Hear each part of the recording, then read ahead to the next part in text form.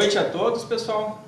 É uma honra aí nós estar coordenando o 7º Clube de Revista da Soceron.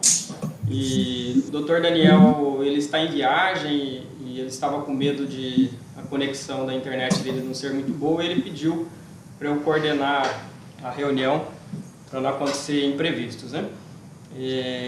E hoje nós temos um tema muito importante para conversar, que é sobre as atualizações da nova diretriz sobre hipertensão arterial. E nós temos a honra de contar com a participação do Dr. Gemelli, que hoje é diretor de Relações do Departamento de Hipertensão da Sociedade Brasileira de Cardiologia, é especialista em cardiologia pela AMB e SBC, ex-diretor da Soceron, teve uma grande contribuição aqui no nosso estado com a Sociedade Rondoniense de Cardiologia, foi o criador e organizador do simpósio de hipertensão arterial daqui do nosso estado, e aproveito aí para parabenizá-lo pela eleição como vice-presidente da próxima diretoria do Departamento de Hipertensão. Dr. Gemelli, tenha bondade.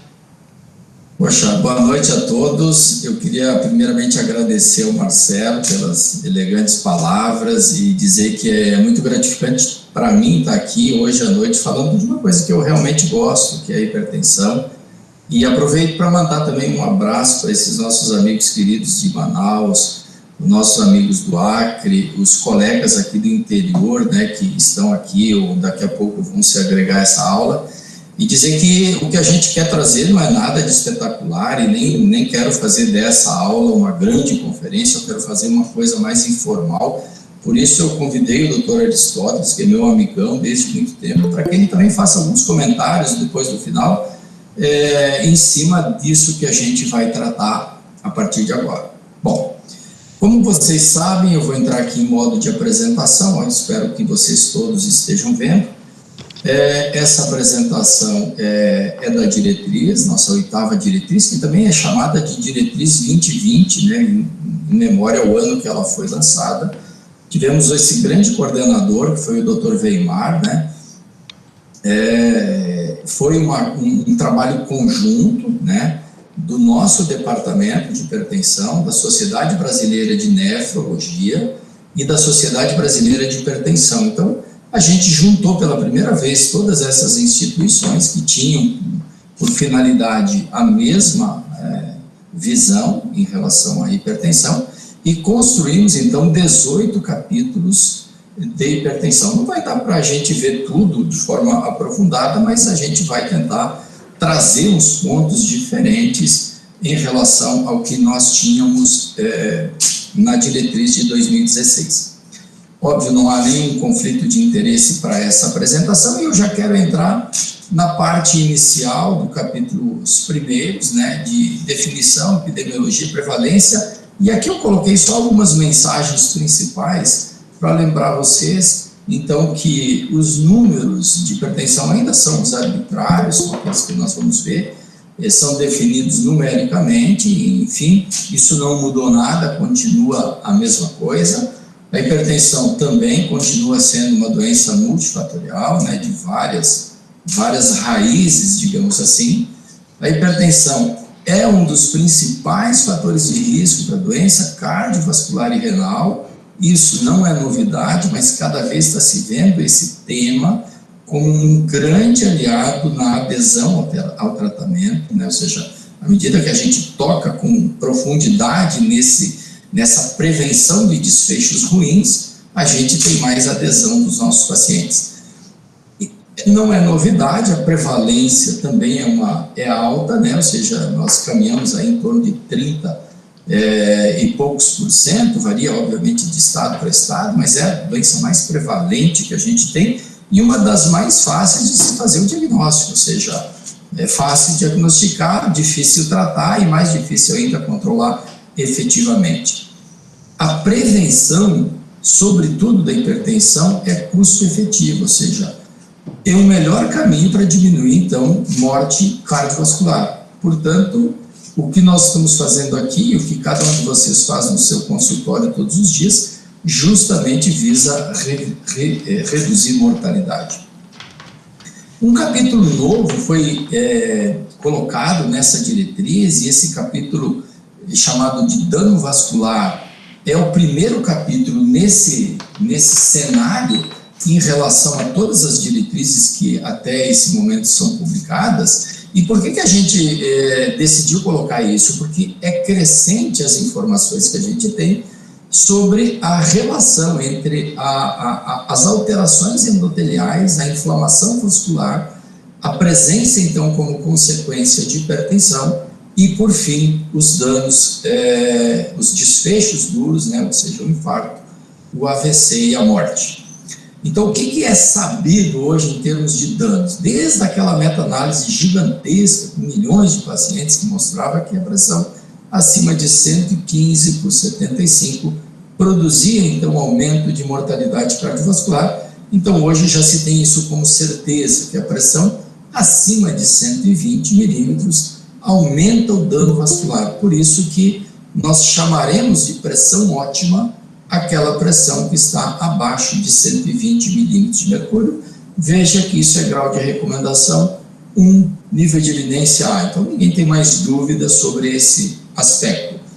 Os demais aspectos que já são incluídos agora como verdades ou verdades parciais, né? Mas veja que tudo é 2A e 2B, ou seja, nós já estamos nos aproximando de um grau de recomendação mais forte, mas esse estudo que pode ser feito, né, que é a dilatação mediada pelo fluxo, né, que é aquele sistema, um sistema muito simples que comprime o braquial por um tempo, né, de 20 minutos, e depois se estuda o quanto o vaso dilata quando você libera o fluxo.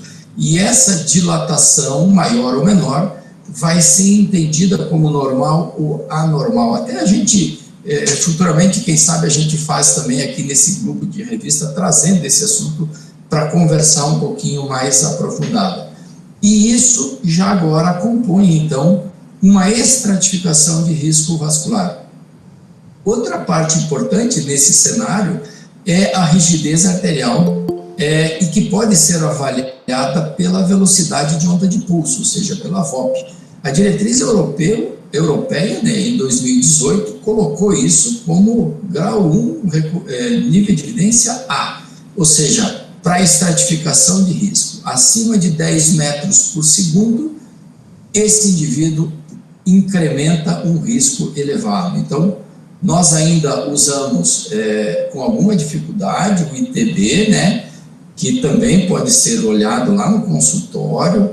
Há algumas pessoas, não sei se alguns colegas aqui de Rondônia ou do Amazonas fazem pressão central já, mas a pressão central também vem ganhando importância nesse cenário em que avalia, então, esse dano vascular.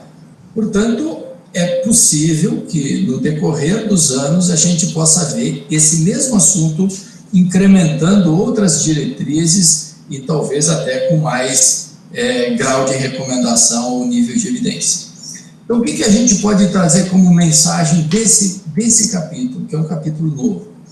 A pré-hipertensão, que nós já vamos chegar nos números na sequência, aumenta o risco cardiovascular, e por isso nós trouxemos essa classificação de forma muito específica, de novo, na classificação de hipertensão. O dano vascular ocorre não apenas em hipertensos, mas pode estar presente também nos pré-hipertensos. Então, por isso, conhecer o valor real da pressão torna-se cada vez mais imperioso. Há exames não invasivos para a avaliação precoce, então, como eu falei, né, a dilatação mediada pelo fluxo, né, ou o estudo da rigidez vascular. A análise da VOP é um preditor independente de risco cardiovascular. Isso é um ponto importante. Então, se você tiver como medir a VOP, você pode medir, então, agora um preditor independente de risco cardiovascular. E isso passou a ser fato, isso passou a ser uma estratificadora de risco. Outros métodos, né, como ITB, né, e a medida da pressão central também podem ser utilizados, né. Ainda a pressão central tem alguns graus de recomendação específicos, né, não é para todo mundo, obviamente, mas nos ajuda principalmente a reconhecer aqueles hipertensos que por vezes têm a pressão arterial periférica elevada e a pressão arterial normal, que a gente chama de hipertensão espúria, né? E a dilatação mediada pelo fluxo é mais utilizada no âmbito da pesquisa ainda, porque esse equipamento, embora ele tenha barateado, ele ainda está bastante caro e não é uma coisa fácil e acessível ao consultório no dia a dia. Pois bem, como ficou a classificação de hipertensão? Mudou um pouco. Então, onde é que ela mudou exatamente? O que é ótimo continua sendo ótimo, ou seja, abaixo de 120/80, nós vamos chamar isso de ótimo. E ao contrário do que nós chamamos lá na diretriz anterior, que nós chamamos de pré-hipertensão, essa faixa inteira, nós agora separamos em duas faixas. Uma que nós vamos chamar de pressão normal e uma que nós vamos chamar de pré-hipertensão. O sétimo joint, né, que cunhou esse termo pré-hipertensão, ele juntava esses dois cenários e chamava tudo isso de pré-hipertensão. A gente separou porque aqui existem diferenças relevantes na incidência de doenças e de desfechos cardiovasculares, ou seja, o desfecho cardiovascular aumenta realmente quando você atinge uma pressão acima de 130/85. Até essa faixa você não tem, obviamente, grandes diferenças. Os estágios são os mesmos da diretriz anterior, a presença de hipertensão arterial sistólica isolada continua a mesma, mas a gente incluiu nessa diretriz uma outra característica, que é a hipertensão arterial diastólica isolada, né? Que é aquele indivíduo que tem, então, a pressão sistólica normal, abaixo de 140, e a diastólica maior ou igual a 90 milímetros. E aí você vai classificar esse indivíduo também em estágio 1, 2 e 3, de acordo com o nível, então, de pressão arterial diastólica. Então, esse é um novo cenário que deve perpetuar por um longo período aqui, em termos de classificação. Em termos de classificação para diagnóstico, né, reparem, a pressão estanque de consultório continua a mesma, acima de 140/90 ou igual, hipertensão de consultório, diagnóstico de hipertensão, estratificação e tratamento. Quando eu uso a MAPA, no sentido de buscar o diagnóstico, então, de hipertensão, os valores continuaram os mesmos, né? 24 horas maior ou igual que 130/80, vigília maior ou igual que 130/85 e sono maior ou igual que 120/70. Mas a MRPA, que não sei se os colegas todos fazem, eu particularmente no meu consultório não faço esse exame, mas isso mudou, porque até então era 135/85 e esses valores foram rebaixados em 5 milímetros. E a explicação é porque existem diferenças nessa metodologia e, portanto, ela não é igual à vigília da MAPA, né? Porque entendia-se anteriormente que a MRPA era igual à vigília da MAPA, e se viu que não é bem assim. Quem colaborou muito com essas informações foi o nosso grupo brasileiro, assim, capitaneado pelo Dr. Marco Mota, que produziu muita publicação ao longo desses últimos 5 anos nesse cenário, junto com Aldis, Feitosa. Eles publicaram muito e trouxeram conhecimento muito relevante, por isso a gente teve essa mudança numérica nessa classificação. Uma coisa que também é novidade nessa diretriz é o que diz respeito ao diagnóstico e classificação de pressão elevada, hipertensão em criança e adolescente, né? Tudo isso que eu falei até aqui é para quem tem mais de 18 anos. Quando o indivíduo tem menos disso, nós ficamos preso ao percentil, e o percentil que identifica, então, hipertensão de 1 a 13 anos é quando a PA ultrapassa ou fica igual ao percentil 95 do indivíduo, da criança. A mesma coisa quando é estágio 2. Então, quer dizer, eu vou colocar aqui nesse cenário a idade, o sexo, a altura da criança naquela tabelinha, e aí eu vou achar esse valor, e aí, de acordo com o valor que eu acho no consultório, eu identifico a pressão arterial. Existe até um PA Kids, né, para quem tem interesse, que você pode baixar no na sua loja de smartphone e colocar os valores ali certinho, e ele vai te fazer isso automaticamente, usando então essa classificação de percentil. Nas crianças acima de 13 anos, ou seja, mas abaixo de 18, a pressão normal vai ser considerada menor do que 130/80, a pressão arterial começa a ser elevada acima dessa faixa, e 13/8, ou 139/89, ou até 139/89, estágio 1, e depois estágio 2. Repare que criança a gente só tem 2 estágios, estágio 1 e estágio 2.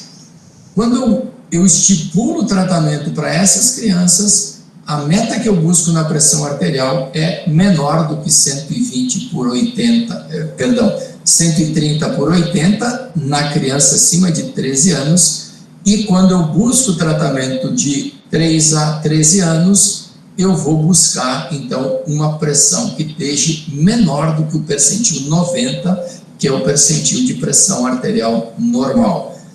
Nesses 2 cenários, o que a gente recomenda é que crianças maiores que 13 anos verifiquem a pressão pelo menos uma vez por ano, e crianças de 3 a 12 anos e 0,9, vamos dizer assim, verifiquem a pressão de acordo com o seu histórico, né? De acordo com seus fatores de risco. Uma criança obesa, uma criança sedentária, essa criança precisa verificar a pressão, ou que tem algum histórico de hospitalização, enfim, de alguma coisa que faça mais relevância no fator de risco para a hipertensão. Pois bem, vamos em frente.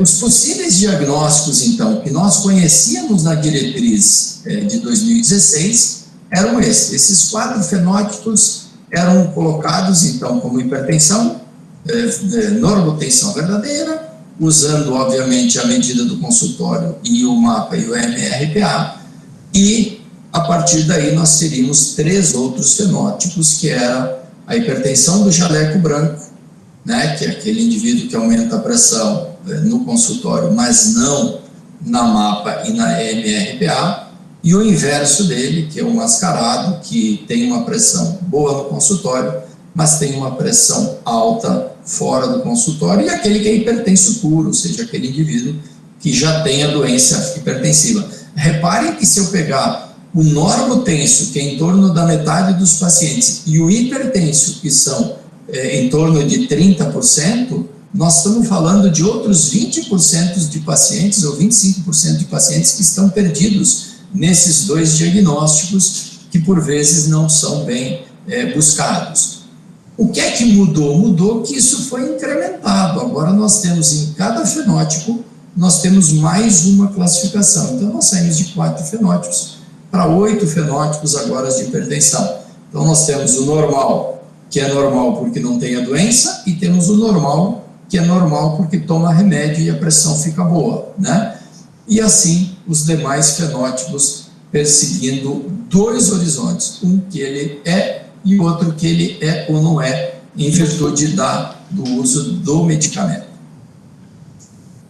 Esse é um quadro que está lá na diretriz e que eu acho muito bom, que é uma triagem do que fazer, como fazer e onde fazer. Então, numa consulta eu faço a medida da pressão arterial, no consultório faço anamnese, faço exame físico, faço avaliação laboratorial, nós já vamos ver os exames, e aí eu vou chegar a uma conclusão. Se esse indivíduo tem pressão ótima, que é o quê? menor do que 120/80, eu vou mandar ele voltar uma vez por ano para a gente repetir essa mesma avaliação. Se o indivíduo está naquela fase que nós chamamos agora de normal, ou seja, abaixo de 13/8,5, ou seja, entre 120 e 29, 80 e 84, eu vou fazer a mesma coisa, vou mandar ele voltar em um ano para fazer uma reavaliação. Mas agora, o indivíduo que agora nós chamamos de pré-hipertenso, que é aquele que está 130 a 139, 85 a 89, esse indivíduo tem que buscar os fenótipos que existem de possibilidades para ele, seja na pressão arterial mascarada ou seja no jaleco branco. É óbvio que a mascarada é mais importante porque ela tem ligação com lesão de órgão-alvo. Então, esses pacientes, nesse grupo de pré-hipertensos, tem que ser considerado o uso, então, de medida fora do consultório, seja por mapa, seja por MRPA, e aí eu vou estratificar ele em normal ou em jaleco branco ou mascarado.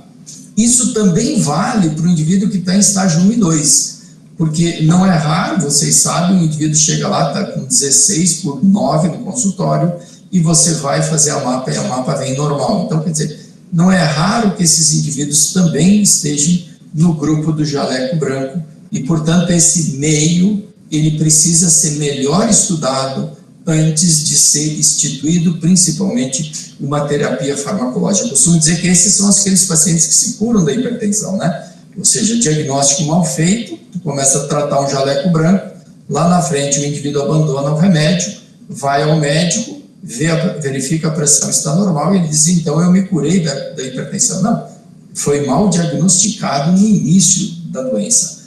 E por último, o estágio 3, que é a pressão acima de 180/110 ou igual, e esse indivíduo então já recebe o diagnóstico de hipertensão e já deve ser iniciado o tratamento. Por último, as emergências, nós vamos falar, só tem um slide sobre esse assunto, porque eu acho que ficou legal o organograma que construímos, e eu vou mostrar no final, mas esses indivíduos obviamente devem ser mandados ao serviço de emergência, enfim, e cada emergência deve ser tratada tal qual. Então, essa é a maneira mais completa de se estratificar o indivíduo e de se encaminhar, então, um possível tratamento.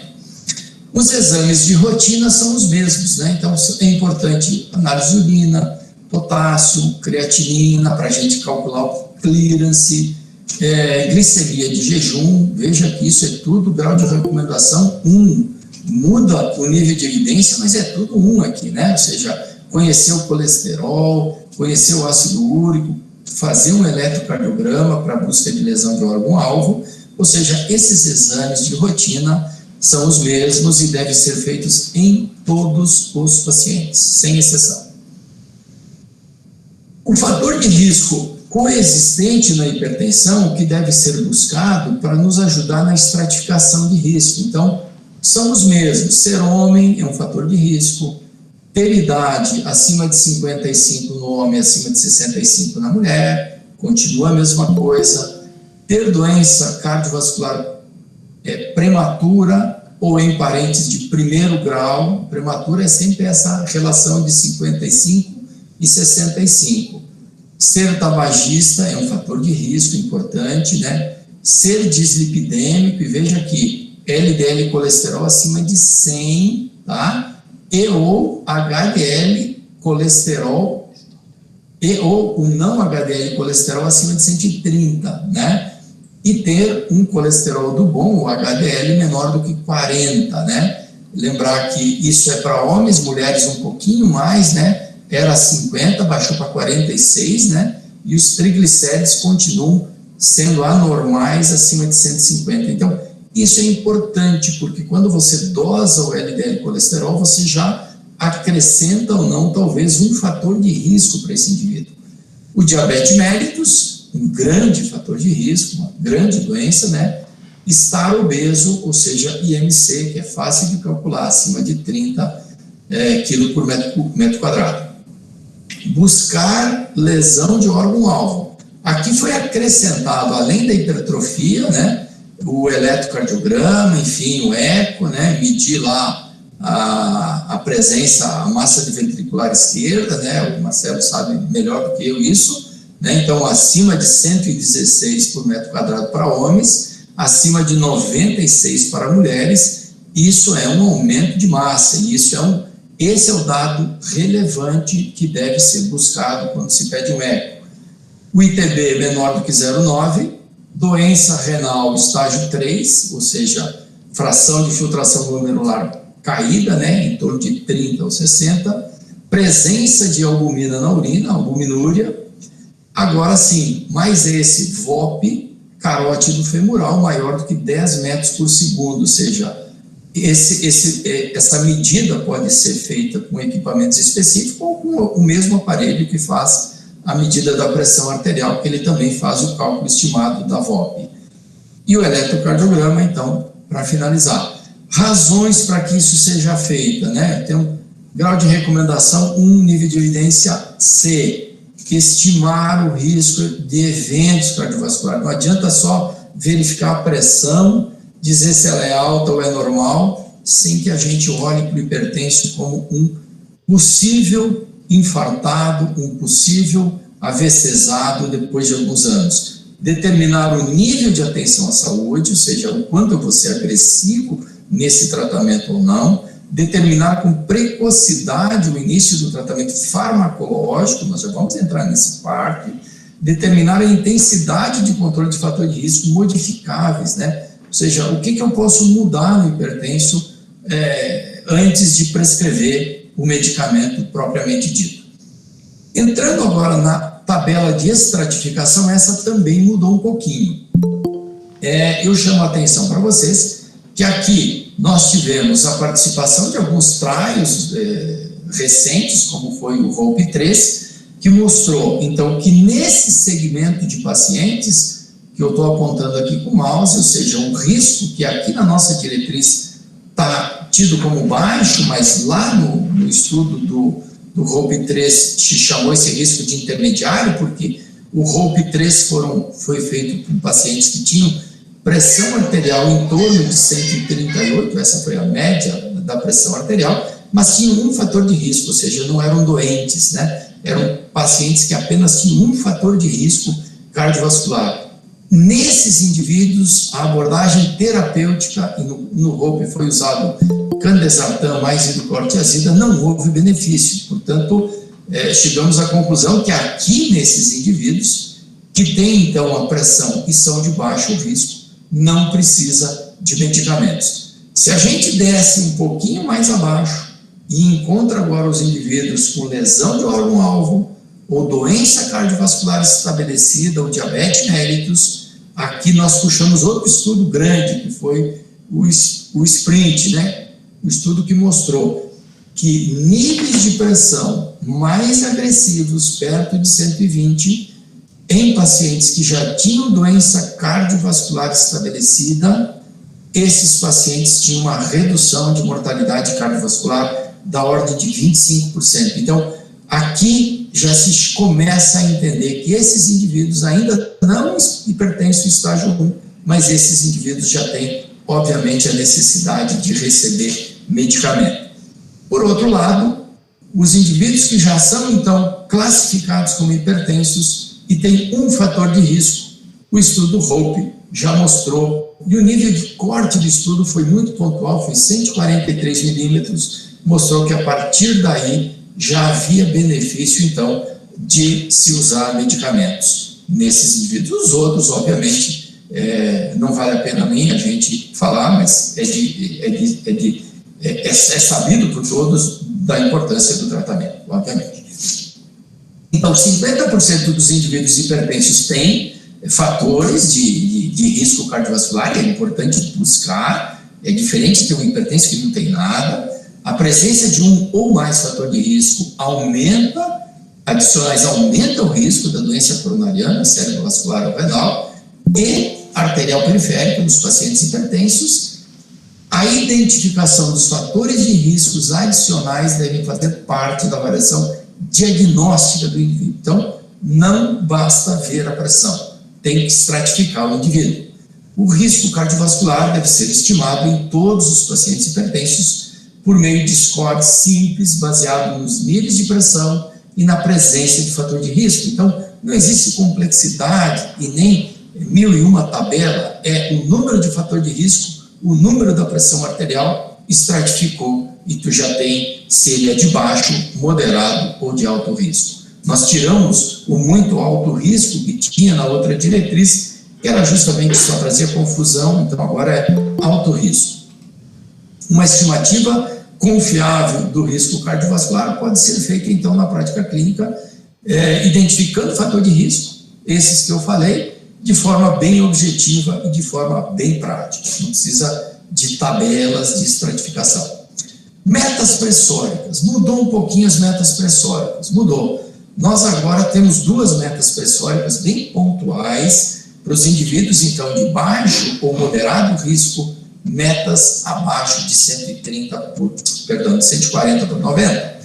E quando o indivíduo é de alto risco, agora nós não temos um número, nós temos uma faixa terapêutica que vai de 120 a 129 e de 70 a 79. Esses dois horizontes, como eu falei, quando eu ultrapasso 130, eu olho para o sprint e vejo aumento de desfecho duro em 25%. Quando eu baixo de 120 por 70, eu olho para o estudo que mostra que aumenta a doença coronariana e o infarto. Então, agora esses pacientes têm uma faixa terapêutica que a gente deve buscar. E criamos, de forma inovadora, agora nessa diretriz, uma meta pressórica para indivíduos idosos. E como funciona essa meta terapêutica? Nós separamos inicialmente os idosos em dois grupos, ou idosos rígidos ou idosos frágeis. E o limiar para tratamento, que é a primeira coluna amarela aqui, ou seja, quando que eu começo a tratar o indivíduo rígido, é como o jovem, acima de 140, e o idoso frágil, acima de 160. Como é que eu classifico esse indivíduo? Eu tenho que olhar daí aquelas tabelas de classificação de ampla do idoso, né? Ou seja, eu vou usar capacidade cognitiva, movimento, etc. e tal, mas, a grosso modo, a gente olha para o idoso, a gente já vê se ele rígido é frágil, né? Quer dizer, um idoso que caminha com um andador, ajudado por um familiar, coisa e tal, ele não é um idoso rígido, ele é um idoso frágil, né? E as metas, reparem as metas terapêuticas. No idoso rígido, eu busco uma meta de 130 por 139, essa meta, né? E no idoso frágil, uma meta de 140 por 149, e isso vem desde o Haivert, que é um estudo muito antigo, que mostrava que metas abaixo de 150 de pressão arterial sistólica reduzia significativamente a mortalidade no idoso.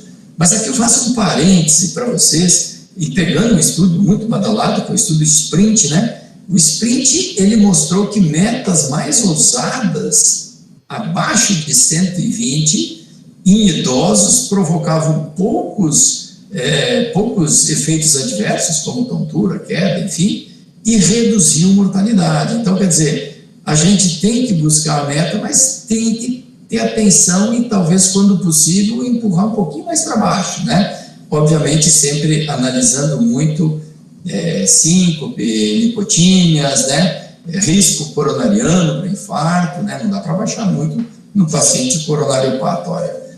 A mesma coisa vale, então, para a pressão arterial diastólica, né? E repare que as metas diastólicas são iguais para os dois grupos de idosos.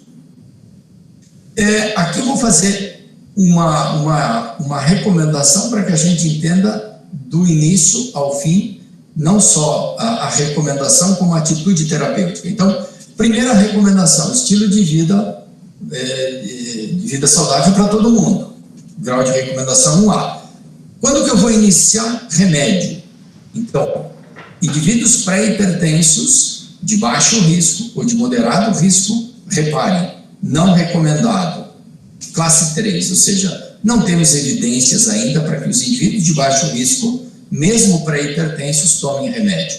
Portanto, se eles forem agora estágio 1 ou 2, eles já devem ser medicados no consultório, a partir daí. Mas veja que eu estou falando estágio 1 de alto risco, né? E o estágio 1 de baixo risco, ele se junta com o pré-hipertenso de alto risco, onde eu vou dar a esse indivíduo 3 meses de mudança de estilo de vida, em não atingindo melhora da pressão arterial, eu vou então iniciar o tratamento farmacológico. Os outros estágios, hipertensos frágeis, eu vou agir e vou prescrever remédio acima de 160 e os rígidos acima de 140. Então, a única confusãozinha que fica é sempre ali no meinho entre a pré-hipertensão e o estágio 1, né? Ninguém tem dúvida de prescrever alguém que tem 16, 17 de pressão, né? Desde que excluído, sempre lembro, as hipertensões jaleco branco. Quando se trata de tratamento, já entrando agora na fase final, que é o tratamento não farmacológico, não teve grandes mudanças, né? Motivar o indivíduo a parar de fumar, motivar o indivíduo a dietas DASH, né? Ou seja, dietas à base de frutas, hortaliças, laticínios, gorduras de baixo teor, né? Enfim, restrição ao sal, né? 2 gramas por dia, peso corporal abaixo de 25, ou seja, sair do sobrepeso, né?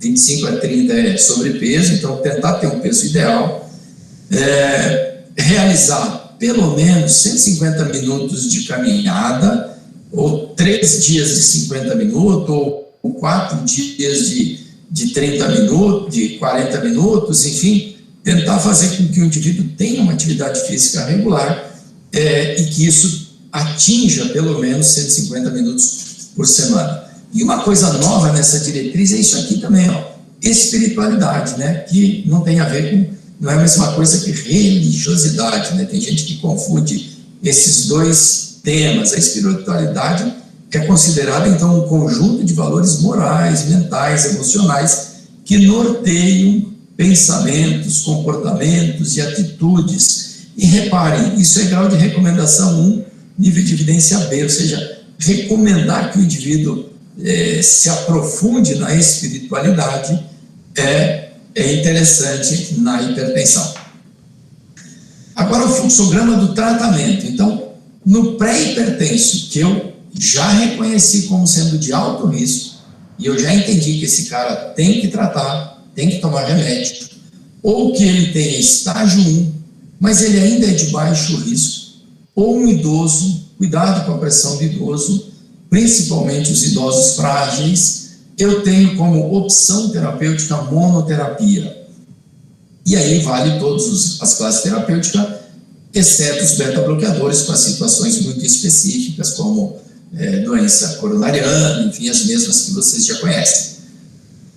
Reparem que a partir daí eu devo sempre optar por combinações de 2 fármacos.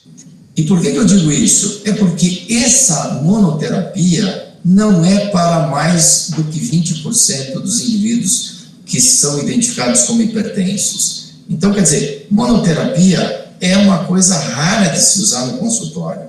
O que a gente usa é combinação de 2 fármacos. E aí, a combinação, ela pode ser um IECA ou um BRA, associada a um bloqueador de cálcio, ou um bloqueador de cálcio associado a um diurético, ou vice-versa. Então, quer dizer, eu tenho que pegar 2 remédios dessas 3 classes farmacológicas. O idoso ou paciente de muito alto risco, eu também posso optar por essa combinação. Sobretudo, eu devo trabalhar com doses pequenas, né?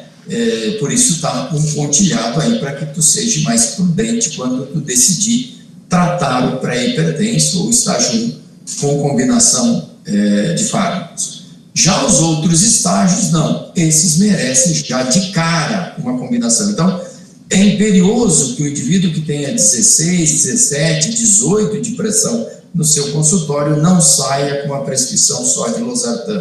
Ele tem que sair com uma combinação de fármacos.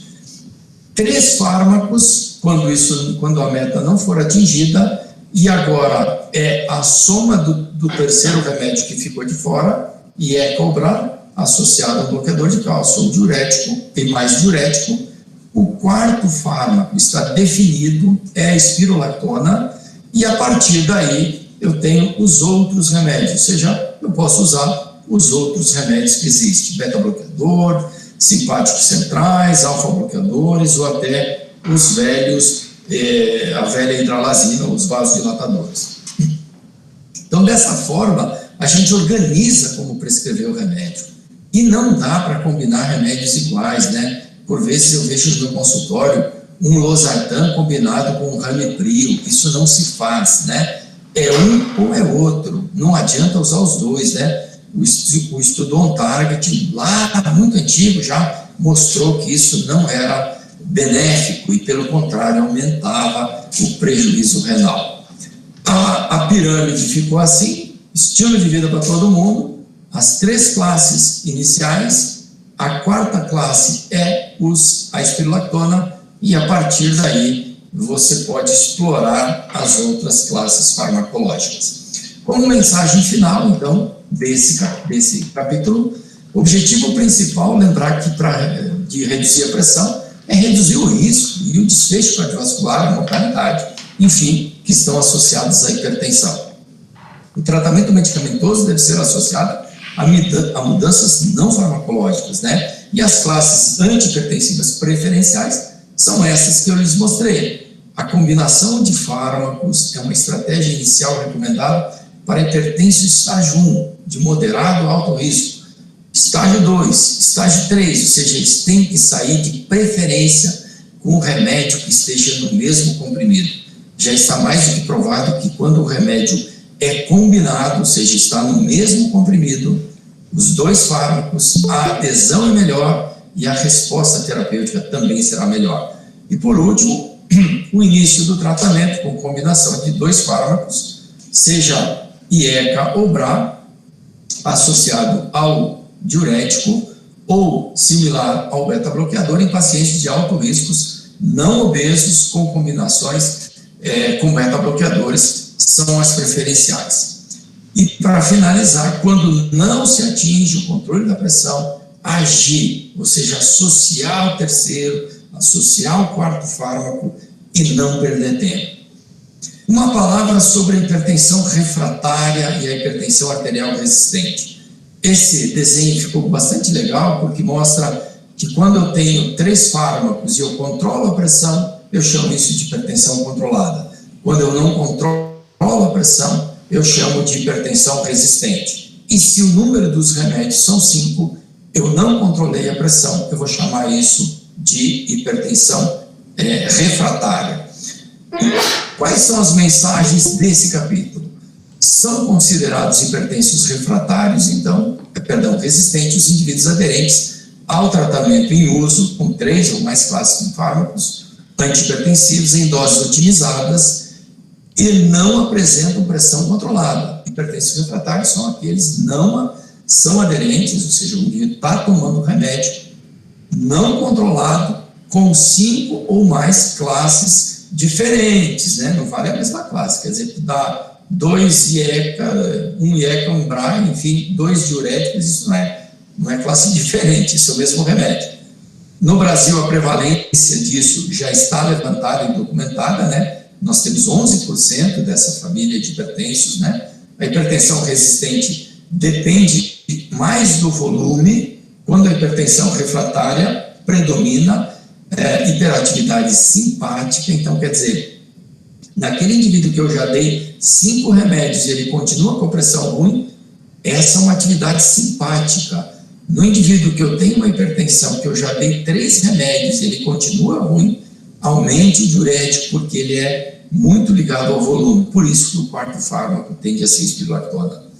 Fundamental nas 3 classes de fármacos iniciais do tratamento da hipertensão, resistência resistente, usar diurético bloqueador do sistema renina e aldosterona e utilizar vasodilatação de ação direta. Esse capítulo foi o capítulo que eu participei, então, onde a gente tentou criar um desenho que fosse fácil para o clínico, na UPA ou na emergência, atender o indivíduo. Então, acima de 120 180 por 120, ou igual, nós podemos chamar isso de urgência ou emergência. O que vai nos separar, esses dois universos, é a presença, então, de lesão de órgão-alvo presente, né? Ou seja, uma lesão nova. Não adianta tu chegar lá com uma lesão que tu já tem aqueles fundos de olho alterado e eu achar que isso é uma lesão-alvo. Então, é uma lesão de órgão-alvo nova ou em progressão, né? Então, quando eu não tenho isso, eu vou chamar isso de urgência e vou baixar a pressão de forma ambulatorial, né? Vou dar remédio, vou introduzir a medicação, vou acompanhar ambulatorialmente esse indivíduo. Se o indivíduo agora tem essa lesão, tem essa progressão de órgão-alvo, eu vou chamar isso de emergência hipertensiva e tal qual eu vou tratar hospitalizando esse indivíduo. Se tiver vaga em UTI, eu interno ele na UTI, se não, na sala vermelha. Vou separar 3 grupos de pacientes para estabelecer a meta de pressão que eu devo buscar. Se o indivíduo tiver uma crise catecolinérgica, se o indivíduo tiver edema agudo de pulmão, ou se o diagnóstico for de dissecção de aorta, eu vou buscar metas mais agressivas. Se ele não tiver isso, eu vou buscar metas mais lentas, mais devagar. Então, nesse cenário, eu vou baixar a pressão arterial 25% apenas na primeira hora, vou tentar chegar numa pressão entre 160 e 100 nas 2 a 6 horas seguintes e só em 24 a 48 horas eu vou buscar uma pressão normal. E se ele tem isso, ou seja, se ele tem uma dessas 3 condições e um asterisco aqui vai para a dissecção de aorta, eu vou buscar uma meta muito mais agressiva, que é a pressão arterial menor do que 120 milímetros. E as demais menor do que 140 já na primeira hora, ou seja, baixar rápido e para valer.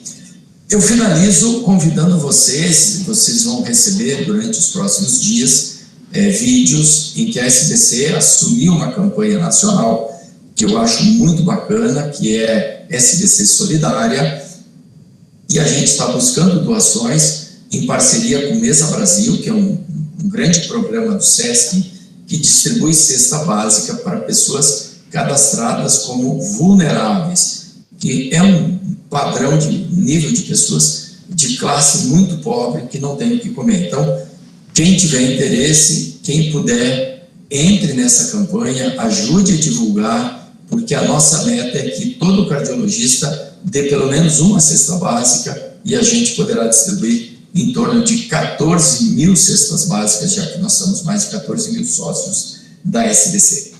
Era isso que eu tinha para falar para os senhores. Eu vou voltar aqui para o descompartilhamento, para que a gente possa conversar um pouquinho a respeito do que a gente conversou até agora. Eu gostaria de chamar para uma consideração o meu amigo, o meu grande companheiro, Dr. Aristóteles, que é o nosso especialista também em cardiologia, né? Ele é doutor pela Faculdade de Medicina de Botucatu, é fellow do ESP, né? Ex-presidente também ali da sociedade, né?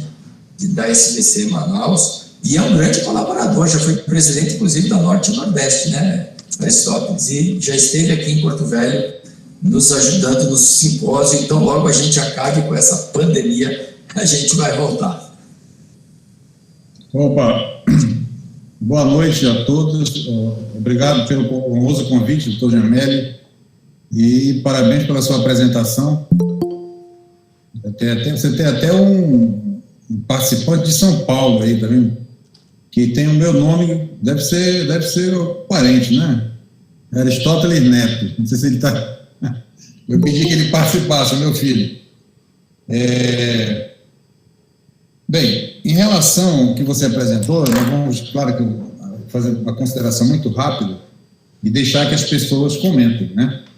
A hipertensão, Gemelli, é um problema, tipo assim, o que tem muito tratamento é difícil de tratar. Tudo que você tem muita opção é difícil de tratar, a realidade é essa, tá? E o que me chamou a atenção, vou colocar alguns tópicos que eu anotei aqui, a preocupação com essa com esses fenótipos da hipertensão arterial. Isso me lembrou, claro, não podemos dizer assim, é hipertenso, sim ou não. Isso me lembrou, a Novartis foi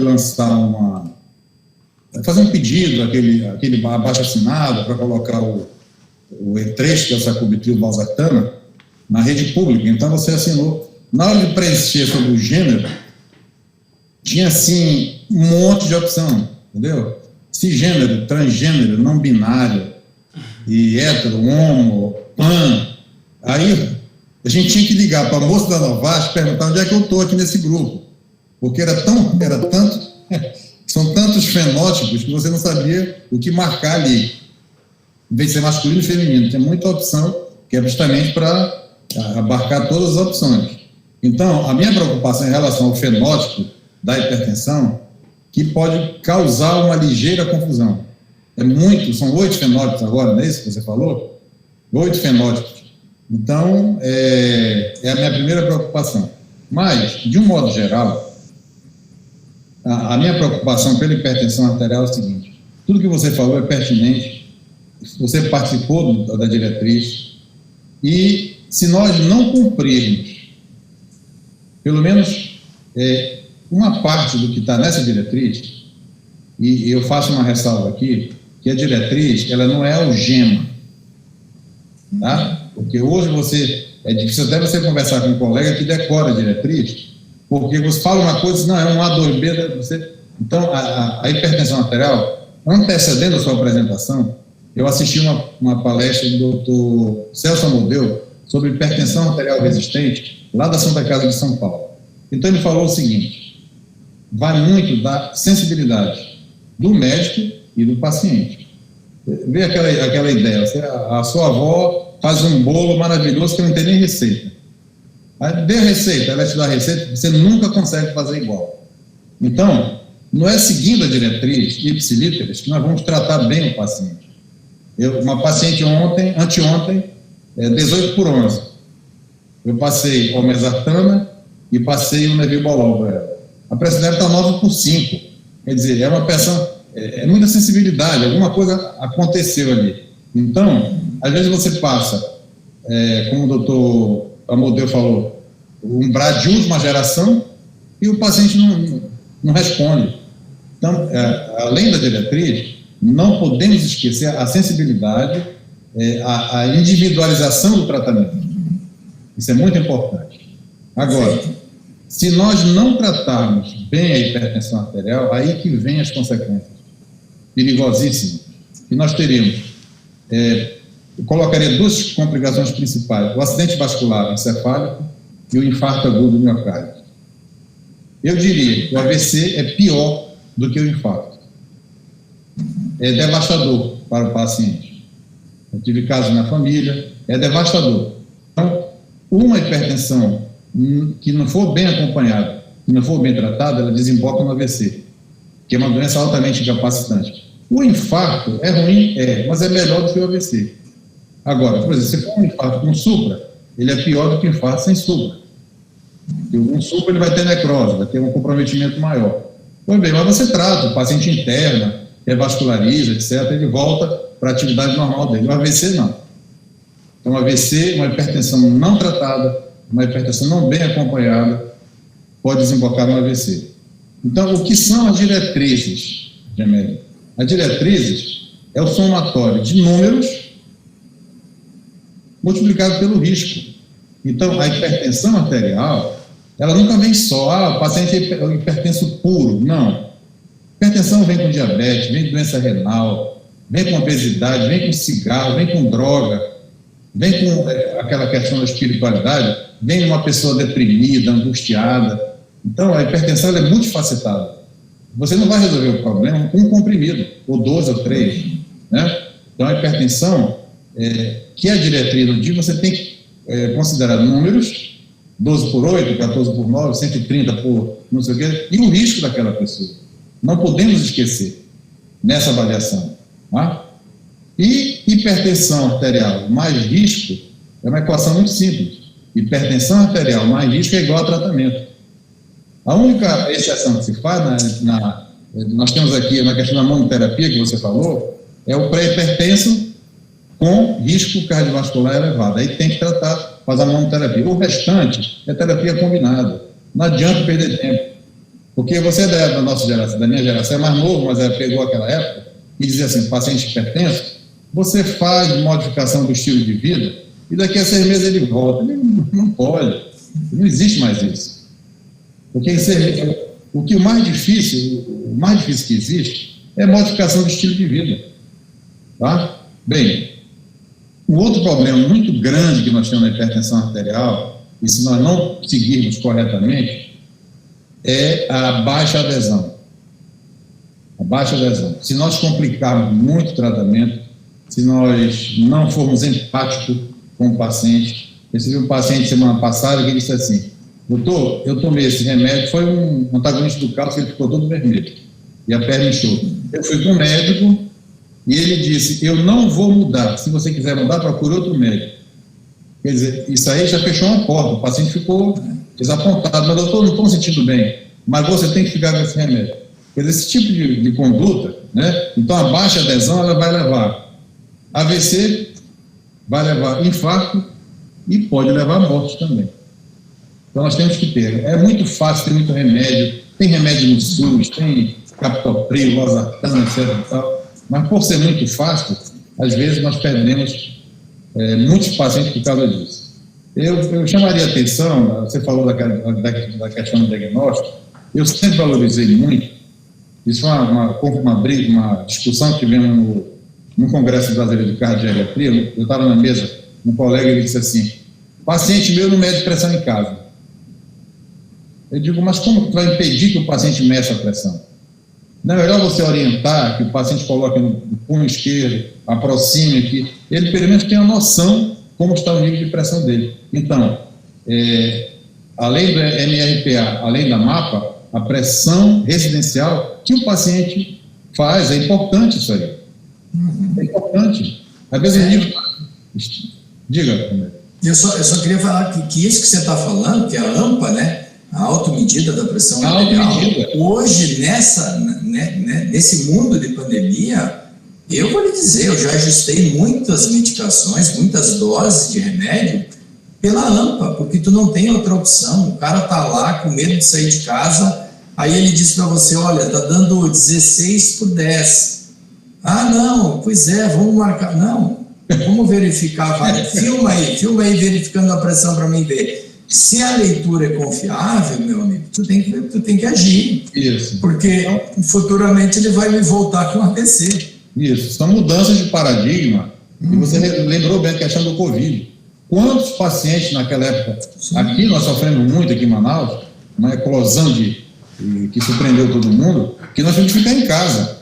Os mais velhos ficaram em casa. Uma jovem, como a Kátia, ela saiu, ela atendia as pessoas, mas o pessoal do grupo de risco ficava em casa. E nós atendíamos por WhatsApp, por vídeo, pelo telefone. Então, não sei deixa eu só fazer um comentário em cima do que você está falando, porque nesse congresso que nós estávamos ali do Norte e Nordeste, apresentaram um trabalho muito interessante, que o cara foi buscar o número de morte domiciliar dos estados do Norte. A Amazonas teve um aumento de 280% em morte domiciliar. Então, quer dizer, é aquele paciente que infartou, aquele paciente que fez AVC em casa e morreu em casa. Ou seja, um crescimento absurdo, porque não tinha como ele ser atendido. Morreu. Não, ele simplesmente morreu. Né? Ou seja, ele continuou engrossando as mortes e as mortes foram reconhecidas pelo SAMU. Isso. Se você conversar com alguém do SAMU, o cara diz assim, olha, teve dias de fazer 40 reconhecimentos de óbito. Já pensou? Isso mesmo. Então, a questão das diretrizes, que você deu muita informação, e como a diretriz é nova, os médicos mais novos, é muita coisa, é muito número, é muita informação. Não, isso tem que ser digerido aos poucos, tem que ser discutido aos poucos, uma apresentação didática que você fez agora, e a partir daí, incorporar na prática clínica. Tá? Então, parabenizo a sua apresentação e colocaria o microfone para todos os participantes fazerem as perguntas para que nós possamos debater. Obrigado. Maravilha. Por enquanto aqui a gente não tem nenhuma pergunta registrada. O Dr. Gemelli, com relação a essa questão do tratamento, eu vi que a maioria dos trabalhos eles focam na pressão medida no consultório. Qual a tua opinião com relação a isso no que se refere a metas de tratamento? Porque a gente vê que quando a gente trata pela medida do consultório, a gente encontra muito efeito colateral da medicação, hipotensão. Qual a tua opinião a respeito dessa questão? Nós ainda estamos presos na pressão de consultório, né? Ou seja, nós ainda amarramos o diagnóstico no consultório, nós ainda amarramos o diagnóstico, o acompanhamento no consultório, mas é importante a gente sair do consultório e ter leituras fora do consultório, né? Eu acho assim, existem 2 exames hoje que são importantes na prática médica, que é o MAPA e o MRPA. Os 2 têm funções um pouquinho distintas, porque eu diria assim, o MAPA é um exame muito bom para fazer diagnóstico de hipertensão. Ou seja, se eu estou com dúvidas se tu é ou não é hipertenso, eu coloco o MAPA, né? O MRPA é um exame mais para acompanhar o segmento do tratamento, ou seja, o indivíduo vai fazer 3 leituras matinais, 3 leituras no final do dia, durante 5 dias eu vou olhar para esses valores. Claro que eu não tenho a pressão noturna, não tenho parâmetros que seriam importantes, mas nós temos que buscar valores fora do consultório, nós temos que sair do consultório. Eu costumo dizer que talvez a gente seja a última geração que verifica a pressão no consultório, né? Porque no futuro não vai, porque é uma pressão muito mentirosa, muito cheia de viés, né? Tanto quando tu dá remédio, quando tu ainda não deu, né? Eu tinha uma paciente que era mãe de uma aluna minha da faculdade, ela chegava no consultório e dava 18, 19. Eu disse, meu Deus do céu, cara, que absurdo isso, né? Botava ela lá sentada lá fora, dava 12, 13. Você colocava um MAPA, ela não tinha pressões maiores do que 13,5. Então, quero dizer, se tu medica uma paciente dessa, ela cai no primeiro dia, né? Ou seja, ela vai ficar hipotência. Então, lembrar que a pressão fora do consultório é uma pressão muito importante, não só para diagnóstico, mas como para tratamento. E reforçando o que o SPRINT mostrou, né? O SPRINT era uma leitura sem a presença do médico, né? E isso deu um controle de pressão muito diferente de quando o médico está junto, de aproximadamente 10 milímetros. Gemelli, vou fazer um comentário aqui. Assisti uma palestra com os masters, né? Assim, dos nossos amigos, os mais velhos, inclusive o Dr. Celso estava lá. E é isso aí, né? A gente está vendo que cada vez mais a gente vai precisar fazer as medidas fora de consultório. Vamos levar para o âmbito do SUS, né? Então, política pública, quem no SUS consegue fazer MAPA? Não sei a realidade lá de baixo do Sul, mas a nossa realidade aqui em Manaus, eu acredito que em Rondônia também, a gente não tem esse exame pelo SUS, e se tem, a dificuldade, assim, é fora do normal. Aí eu concordo aí com o doutor Aristóteles, quando a gente fala que, nesse caso especificamente, a AMPA é uma recomendação que vai ajudar bastante a gente, principalmente nesse âmbito do tratamento de SUS. Mas, assim, na minha opinião, assim, eu faço de tudo. Eu sei que é uma discussão longa de custo, de comércio, mas, assim, eu evito o máximo que o paciente tenha esse aparelho de punho.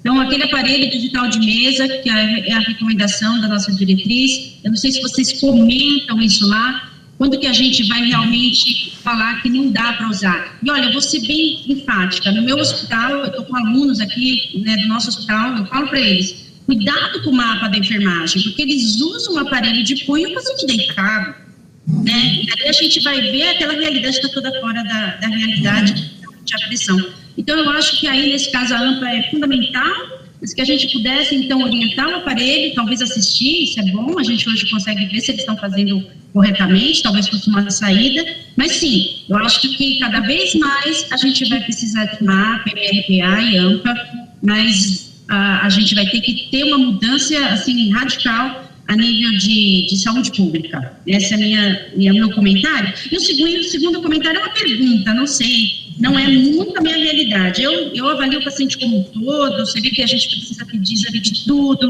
a gente pede para ver um pouquinho de lesão estrutural, a gente pede para ver um pouquinho de lesão renal, enfim, a gente tem de tudo um pouquinho nesses exames preliminares. Agora, quando a gente fala de dano vascular, prática clínica, qual é a sua preferência, o que você está fazendo? Não, eu acho assim, primeiro eu queria voltar ao teu primeiro enfoque, que eu acho importantíssimo, né? Nós temos hoje no Brasil um controle de pressão arterial muito ruim, né? Nós temos o universo da medicina privada, onde o controle de pressão ultrapassa 60% facilmente em qualquer consultório, mas nós temos 80% das pessoas que precisam do SUS, e lá o controle de pressão não está chegando a 20%, 25%. Como política pública, aqui a gente tem um mapa no SUS, mas a gente tem muita dificuldade, obviamente, porque poucos aparelhos e o universo de pacientes é muito grande. Então, isso é um tópico que, quando eu debato com gestores públicos, eu sempre chamo e bato muito. Não adianta comprar remédio se a gente não tiver como acompanhar ou diagnosticar ou entender o paciente. Então, hoje, os aparelhos de braço, né, de braquial, eles já estão numa faixa de preço muito razoável, né?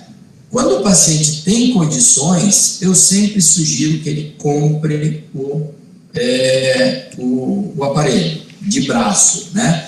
Por quê? Porque ele vai, e aí eu ensino como ler, desprezar a primeira leitura, verificar por mais 2 vezes, se possível, fazer uma média desses valores para tentar entender melhor. Se os números se afastam mais do que 10 milímetros, repetir uma 4ª ou uma 5ª vez, até que os números sejam muito semelhantes, porque daí você está realmente verificando a pressão normal, correta, vamos dizer assim, né? E isso é importante, quando o indivíduo tem condições. Quando ele não tem condições, aí precisa de órgão público, e aí é o que você falou, nós temos que, nossa missão também, e eu acho que a SBC presta um grande serviço, eu espero até que o Queiroga consiga olhar com mais atenção para esse universo de pessoas, que, como Aristóteles falou, são pessoas que morrem, né, e que nunca foram notícias. A gente tem notícia todo dia de quantos morrem de Covid, né?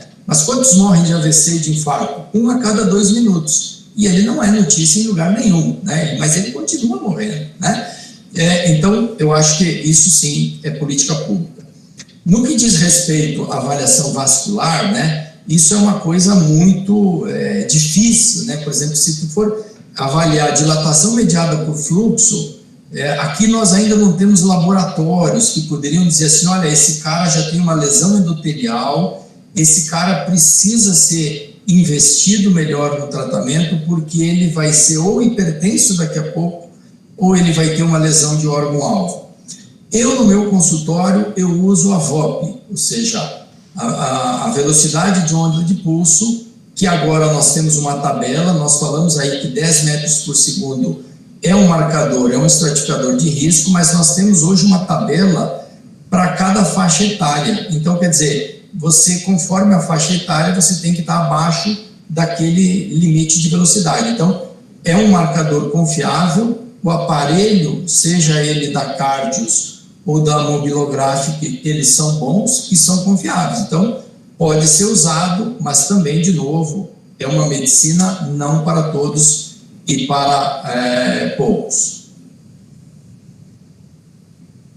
Perfeito. Legal. Temos bastante comentários aqui o pessoal elogiou bastante a aula. no chat, o Pedro Henrique, Renner, o Aristóteles Neto, Laílson, Carlos Arthur. É importante essa participação. Legal, legal. Jamério, só para... na última diretriz do West, da Sociedade Europeia, ele fez uma alerta para o controle também da frequência cardíaca no hipertenso. Então, você tem um paciente hipertenso, você controla os níveis de pressão, mas ele mantém a frequência elevada. Isso aí seria o assunto da Kátia, que trabalha com arritmia. Então, é a hora de você entrar num beta-bloqueador. Beta-bloqueador, exato.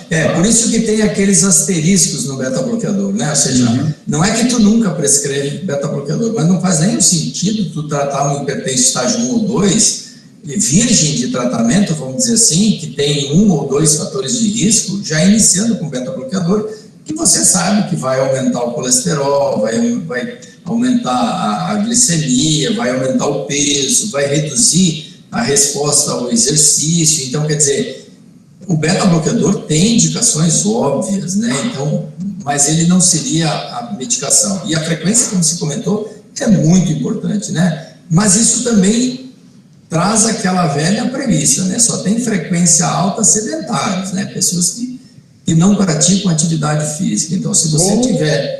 Tu ter uma pessoa que faz uma atividade regular de atividade física, ela vai ter uma frequência pelo menos abaixo de 80. Gemelli, ou aquelas pessoas que têm uma hiperatividade simpática também. Hiperatividade simpática. Esse é o cara do beta-bloqueador. É o paciente do beta. Do beta-bloqueador. Não podemos esquecer isso também. Exatamente. O hiperativo, que é aquele cara que sobe na esteira e em 3 minutos ele já está pronto, já dá para parar o exame, porque ele já atingiu frequência, já atingiu tudo que podia atingir. Esse é o cara que precisa de beta-bloqueador, obviamente. Isso.